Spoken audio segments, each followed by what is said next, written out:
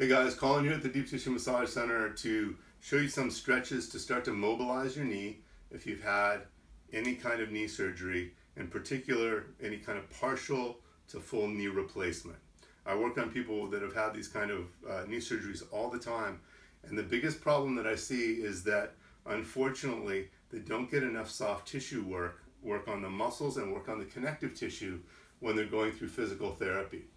Oftentimes this is because the physical therapist doesn't have enough time. So they'll get in there and maybe start working on some stuff for about 10 minutes, and then send you off to strength training exercises. So their time is really constrained. The other thing too is that some of them don't have some of the training to do certain types of soft tissue work. So what I want to do is I want to give you the skill set in order for you to be able to work on the musculature and on the connective tissue around the knee once to twice a day, so that you can start to really mobilize the knee. What we don't want to do is suddenly give you a ton of strengthening exercises without having the mobility, because that can actually tighten the whole area up even more. And then we're kind of working against those strength training exercises. So we want to really mobilize this knee. And one thing that we're trying to get you out of is something called the trauma loop, okay, or the trauma cycle. Just so you understand, what happens is if you've had any kind of trauma to your knee, whether you had an accident that then led you to surgery or just the surgery itself, your body considers that a trauma. It's invasive. And as a result, what your body's going to do under any kind of trauma is try and protect that joint. What that looks like is the musculature will lock down, it'll tighten down to protect the joint and to protect the nervous system. And the connective tissue, the thicker tissue around there, what we call fascia or myofascial tissue, will also tend to tighten up. So what we need to do is open that back up. We want to get that mobility going, because if your body knows that it can be mobile, then it can start to strengthen very easily. It's really hard to work backwards and start doing strengthening and then try and get the mobility back. So we want to get the mobility going first.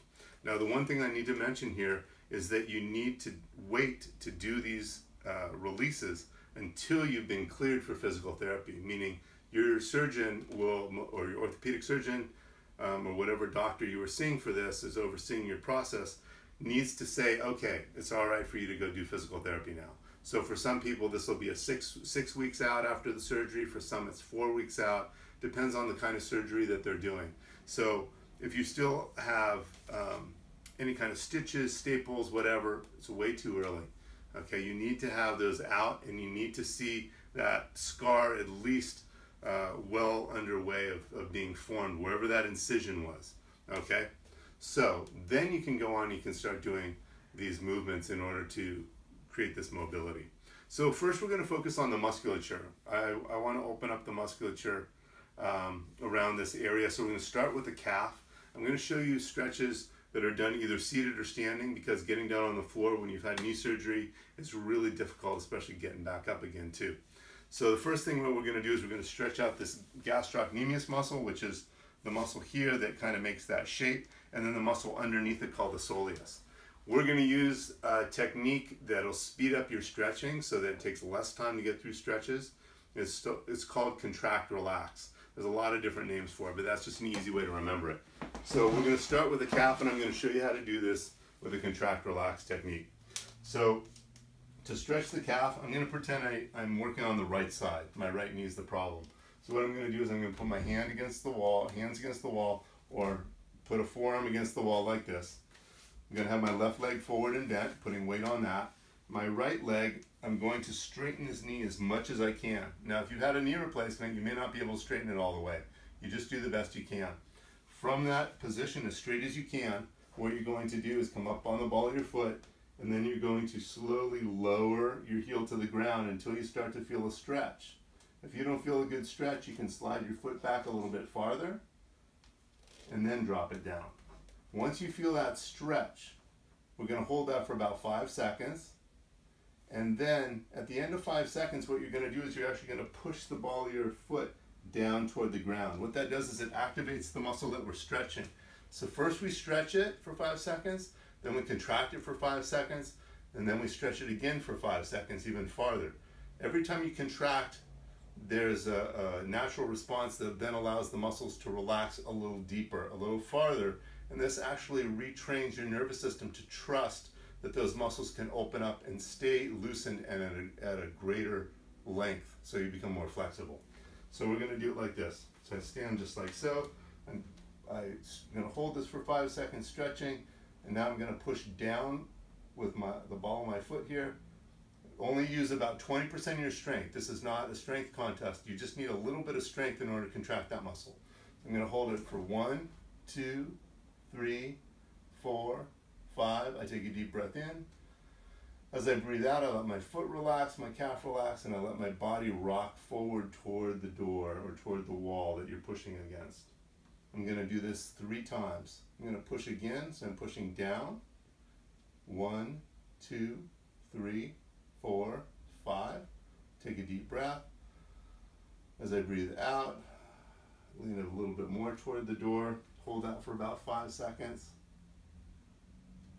And now I'm going to push down again. 1, 2, 3, 4, 5. Take a deep breath in. You breathe out, you let your body fall even more toward the door, more weight onto that supporting left leg. Just like so. So that's for these gastrocnemius muscles here. Now to get the muscles underneath, you're going to do the exact same thing, but you're going to have a bend in your leg. So keep a slight bend in your leg here. Drop that heel down toward the ground. Hold that for 5 seconds. Then push down with the ball of your foot for 5 seconds. Deep breath. Breathe out. Let it relax and lean forward a little bit more. And you're going to repeat that 3 times just like you did with the other. Okay? Now, moving on to hamstrings. We want to stretch out these hamstring muscles. We're going to do a general stretch to begin with. I'm going to have you sit in one chair and put your foot up on the other chair. Should be fairly easy to do. Don't worry about it if you still have a little bend in here because you can't fully straighten your leg yet. It's a really common thing after total knee replacement. From this position, make sure that you're square to the other chair, meaning your shoulders are going straight ahead, your hips are going straight ahead. You're not turned off to one direction or the other. You're going to lead with your chest when you do this stretch. I don't want you to round your back. I want you to lead with your chest, and you're going to hinge right here from your hips. So you're going to drop your body forward till you feel a good stretch through your hamstrings here. You're going to hold that for 5 seconds. 1, 2, 3, 4, 5. And now you're going to push with your heel down into the chair, keeping your legs straight, as if you're pushing straight down like this. Again, only with about 20% of your strength. So in that stretched position, you're now going to contract that muscle. 1, 2, 3, 4, 5. Take a deep breath. As you breathe out, lead with your chest, bend forward a little bit farther. And you're going to do that 3 times, just like we did it with the calf stretch. You're going to do the same thing here on this leg, okay? I'm pretending that this right knee is my problem knee, okay, the one that I'm rehabbing. So I want to get that hamstring stretched. The muscles from the gastrocnemius, the soleus, and the hamstrings all come into the back of the knee, and they can potentially get very tight, and they can pull in there. And I'm going to show you how to release the tendons where it actually inserts into the knee in just a moment here. Okay. Now, if you tend to be a person that when you stand, your foot is rotated out, duck-footed, I want you to do the stretch we just did, and then you're also going to add turning your foot out at a 45-degree angle, keeping your hips square, the same thing I just demonstrated, but with your foot rotated 45 degrees out. Because that's going to stretch out these muscles on the outside of the hamstring that are going to help you to get your foot more straight, which is going to help with your knee recovery as well. If you can feel that there's pulling, and this is not uncommon, pulling going on through the inside hamstrings, and you're feeling it down into the knee here, we want to stretch the inside hamstrings a little bit more. So what that means is you do the general stretch with your foot straight up, and then you do it with your foot turned in at a 45-degree angle. And you do that stretch, you push down for 5 seconds, same thing again. Now you may find that all 3 angles are helpful for you, and that's fine. So you start with it straight up, do it with the foot out, do it with the foot in. You have to feel what, for your body, what feels best, and that's what you're going to aim toward. Okay, once we've done that, we've released these muscles. Now we're going to manually release the muscles through the front of the thigh here and the inside and outside here. So, I'm going to grab a little lotion here. I'm going to show you a couple different ways to do this. Now you could do this with a foam roller. That's absolutely fine, but it does mean you got to get down on the floor to do that. A lot of people are not comfortable, like I mentioned earlier, getting down on the floor. It's very difficult. So I'm just going to pull my shorts up here a little bit. So the first area we're going to focus on are these quadricep muscles, the muscles through the front of the leg. The biggest one comes right down through the center, and it has a tendon that attaches into the kneecap here. The rectus femoris tendon and the muscle itself are very important. Super, super strong. They help you lift your knee up when you're walking, and they oftentimes will get really traumatized by surgery. So what I'm going to have you do is take a little bit of lotion. You're going to put it on your thigh here, like so. The tool you're going to use is going to be your knuckles here. Either the flat of the knuckles, the flat part here, or this bottom row here. And what I'm going to have you do is I'm going to have you bend your elbow, bring your shoulder up a little bit, and what we're going to do is we're going to work this area between here and here. We're going to start with this outside, then go down the middle, and then switch to the other hand and go down through the inside. So the tool itself looks like this. You're using your hand. You're going to take your other hand and put it here in order to help you push down. And what we're going to do is just start gently and just do kind of this raking motion using the knuckles here in the flat part, slowly working from the upper thigh down toward the knee. I want you to start light. So deeper does not mean better, and more pain definitely does not mean better. That whole saying, no pain, no gain, is BS. There are times for that, but most of the time, especially when you're rehabbing, that is not the truth. You want to ease into your flexibility and your range of motion. You're not trying to tear stuff up. So you're just going to slowly increase the pressure as you're sliding down this outside edge of the leg here. So notice I'm going kind of between here and here. This is a muscle called the vastus lateralis, going here to here, and I'm just working it down like this. Now with each pass, I would recommend that I glide down the first time light, I glide down the second time with a little more pressure, and I glide down the third time deeper, trying to lean into it a little bit more. Not creating pain. Some discomfort's okay, but not pain. Pain will cause the muscles to want to tighten up and spasm again. We don't want that. And the deeper you go, the more pressure you use, the slower you go, because your body has to slowly open to it and relax into it. That's what your nervous system demands. So you want to take this slow and easy. Just like so. Okay, and then you would do the same thing down through the center 3 times, going light, medium pressure, deep pressure. Okay? Last one is going to be on the inside of the leg, these muscles called the adductors, and just below that in here, those inside hamstrings we just stretched. You're going to take your fist again. Now this time I'm going to take the left one to get good angle here, put the other hand on top of the wrist here in order to give me some pressure, and I'm going to do 3 passes through the inside here. Now as you're coming down the inside of the leg, it's especially important to pay attention to the tenderness you start to feel as you get toward the knee. There's a lot of nerves in this muscle here called the sartorius that comes across. So what I want you to do is go a little lighter when you get closer to the knee.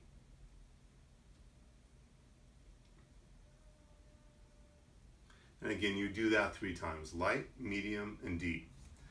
Now, one thing I want to mention is when you're doing any kind of manual work on yourself like this, if you find a spot that's really tender, say you're going at a medium pressure, even a light pressure, or deep pressure, and deep pressure feels really great, and then all of a sudden you hit something that's tender, lighten up a little bit, hang out there, take some deep breaths into that area, and see if you can imagine that area, that musculature just slowly opening up and relaxing. A lot of times these points are what we call trigger points, areas where the connective tissue that surrounds the muscle has just gotten thicker and more bound up. We want to get those to loosen up, but you have to hang out there with some pressure and just breathe into it a little while. Then you can kind of go on your way. So after getting the quadriceps loosened. We're now going to work in the adductors here. We're going to now work on this band of connective tissue from here to here called the IT band. Really important because it can pull on your kneecap when it's tight. It can yank it off to the side and that can cause some rubbing under your kneecap. So I'm going to turn my foot in at a 45-degree angle or a 90-degree angle here. I'm going to use my fist like this, and I'm going to be working this whole band here along the outside. Starting up here. Again, first pass is slow, second pass is medium, third pass is deeper. The deeper you go, the slower you go, right? Just like so. Now, one thing you're going to find in this IT band, or the iliotibial band here, is that there are a lot of nerves in it and it can be very, very tender. And you're going to find a lot more little hot spots, like I mentioned earlier, where you're going to want to stop, take some deep breaths, and let it relax. Okay. Now, I want to show you a different way you can do this. So some people have the things that look like rolling pins. There's all sorts of different devices out on the market now. You can even use just like a piece of bamboo like I have here. That's another way that people can do it, where you just hold it like so and pushing down here. Some people can get more pressure, better pressure. You can rock it back and forth in order to work kind of little angles here, just like so. So you can try that as well. The devices that you can buy, usually they have two handles and there's some ball bearings in there that allow the middle spot, the middle area through here to be able to roll as you go down, kind of like a rolling pin, but it's got knobbies or whatever on it. All that stuff's fine. I just want you to, use what feels best to you, feels like you can pinpoint those areas the best. All right. So next thing we're going to do, I'm going to take the phone book. I don't usually have to sit on one, but I'm doing it for this so you can see what we're doing. You're going to want to be in a chair where you're high enough up, or put something underneath your butt so that you can get yourself up, so that when you let your leg relax, you can kind of let it swing. You can get some clearance from the floor. What we're going to start doing is now we're going to stretch the tendons. So first one we're going to focus on is this tendon that I said comes down from this big muscle through the center called the rectus femoris. Tendon attaches right in through here, and we're going to do something that's called pin and stretch. We're going to pin one part of the tendon and we're going to stretch the rest of the tendon out. Tendons will tighten up just like muscles will when you've got trauma to an area. We need to open those back up so that your kneecap can move up and down, side to side, the way it needs to, and that the tendon isn't so bound up that it's putting pressure and pull higher up into the hip, anything like that. So the way we're going to do this with pin and stretch, since you just use some lotion on your leg, it's going to be hard to just hold one spot and then stretch it. So sometimes what I recommend is that people take a piece of cloth. It can be a washcloth. I've got a pillowcase here that I'm just folding over a couple of times, because this helps you get a little traction. So here's what you're going to do. To get this tendon right through here, this rectus femoris tendon, you're going to put your fingers underneath your thigh, the lower part of your thigh, and you're going to put your thumbs just above the kneecap here. So right in an area just like that. And you're going to be pushing down with your thumbs, using your fingers under your thigh as leverage. So it's like you're doing a death grip on that, basically, okay? We're not trying to squeeze the life out of your thigh or your knee. We just need to be able to hold that tendon down as we stretch it. So I'm going to use actually the material here, because that helps me to keep from slipping. Even if you haven't put lotion on you, sometimes you're going to slip. So what I'm going to do is I'm going to start with my leg as straight as I can get it. I'm going to push down here, getting that grip. Okay, pushing straight down with those thumbs as hard as I can. And now I'm going to slowly bend my leg as far as I can go with it.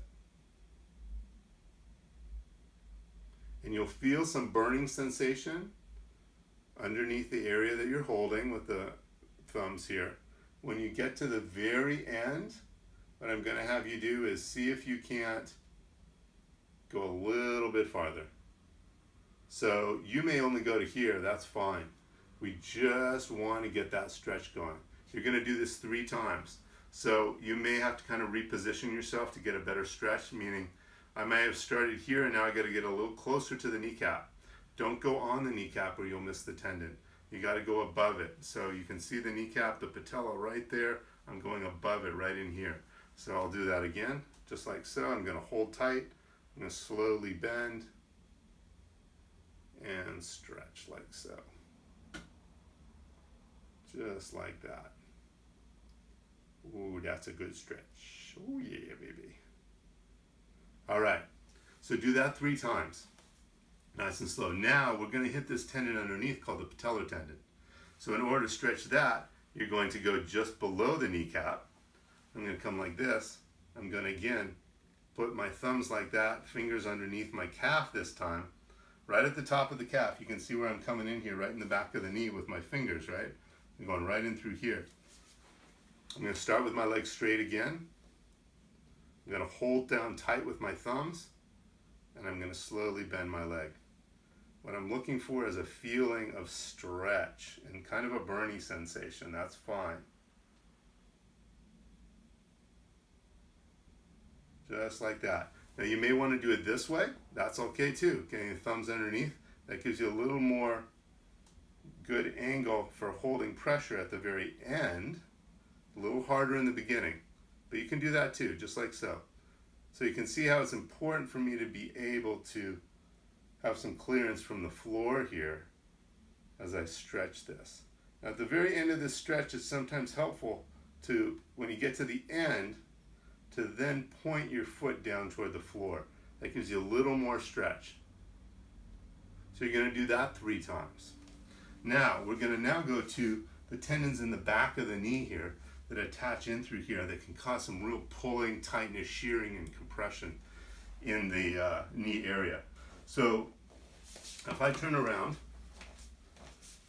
sometimes you can kind of see the line. You can definitely see the hamstring. You can see this line here. This is all tendon coming down in from my outside hamstring. Inside hamstring comes like this. So it looks like there's a little depression in through here. And those are the 2 tendons of the hamstring right there. So that's what we're going to stretch next. So I'm sitting on my nice little phone book here to get that height. I'm going to take my hands now and I'm going to grip just like I was to pin here, but now I'm pinning down here. So I'm using my thumbs as leverage here. I can cross them even over each other. I'm going to take my sheet again because I like that. It keeps me from slipping.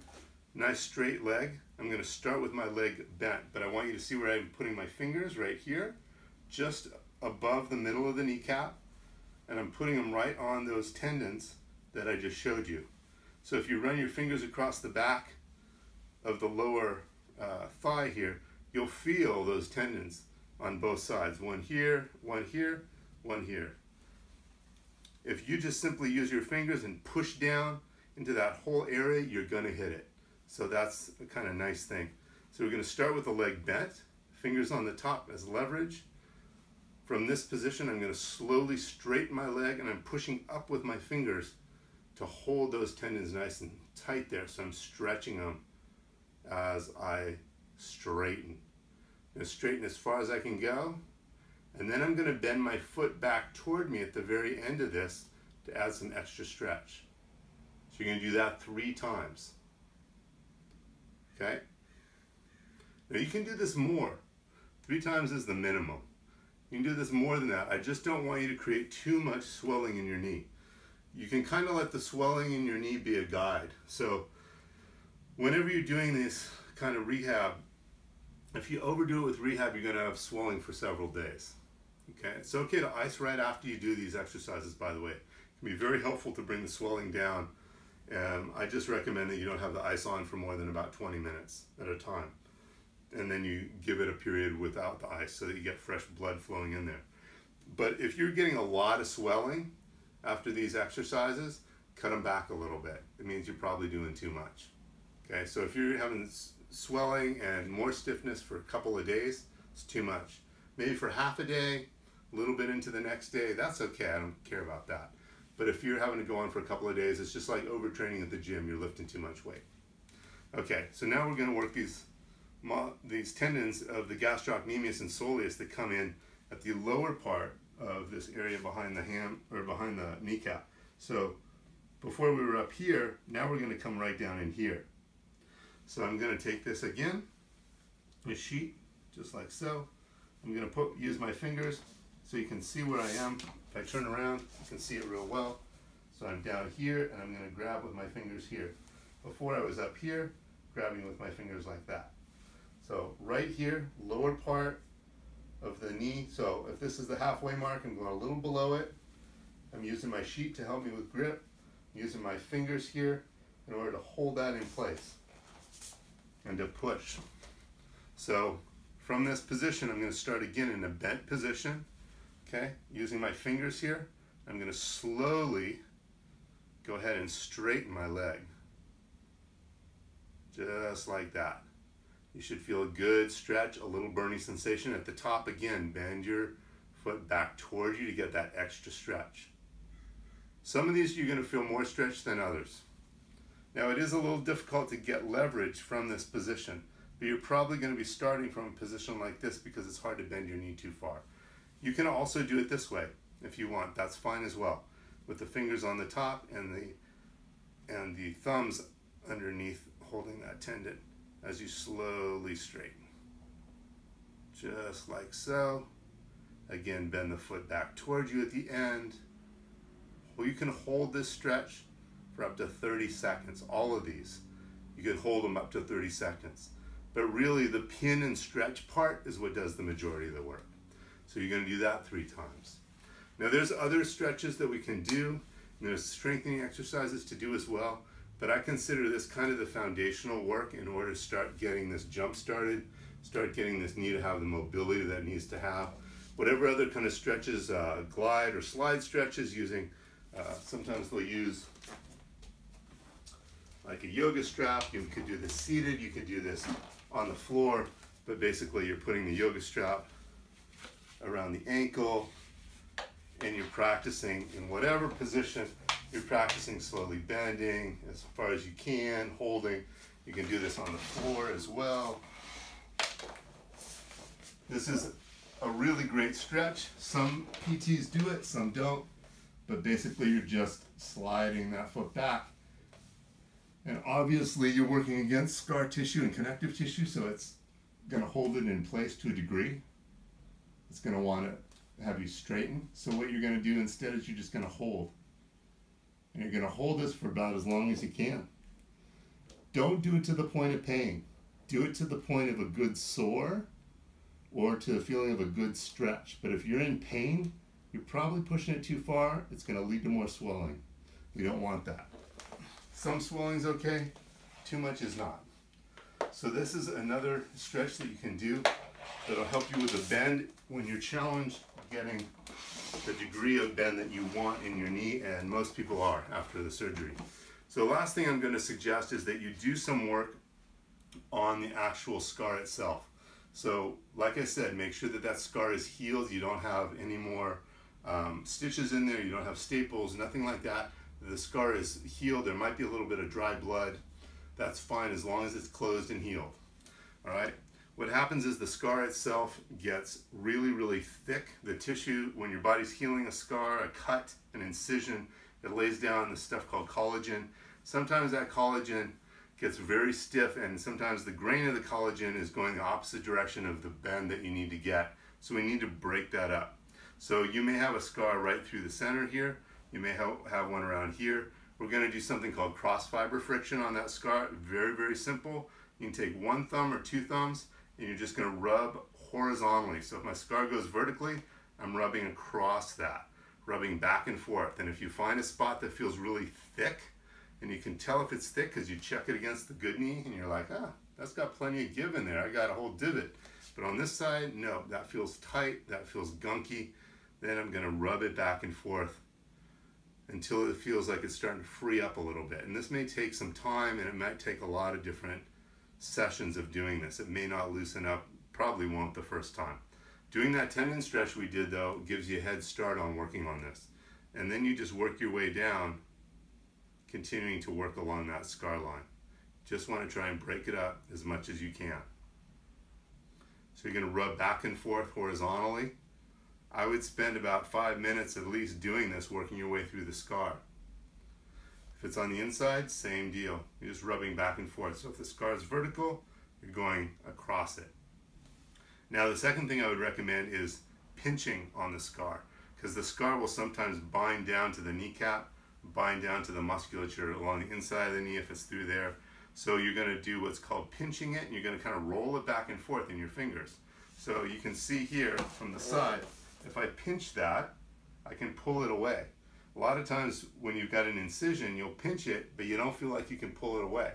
So what you want to do is you want to pinch it as much as you can, and then you're going to roll it back and forth between your fingers like so. It's going to roll it back and forth. It might feel a little nervy, might feel a little numb, doesn't matter. You're going to just work your way down through the scar like that as well.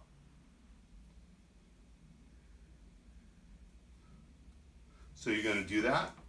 Now that's all of the foundational stuff for doing the rehab. This is not strengthening, but this is mobilizing, okay? So this should give you a lot of tools to play with. You should actually be able to get through all of this in about 30 to 40 minutes. And you will find over time which stretches work best for you, which types of pin and stretch works best for you, what parts of the muscle I need to work on more, and other ones already feel relaxed and loose. Use your sense of touch in order to kind of help guide you into doing those stretches, those massage techniques that work best for your body. They'll hit the areas that tend to be the tightest and feel like they're restricting your range of motion the most. So I hope this has been helpful. I know it's been a mouthful and it's been kind of a long video, but thank you for hanging in there, and I wish you the best of luck.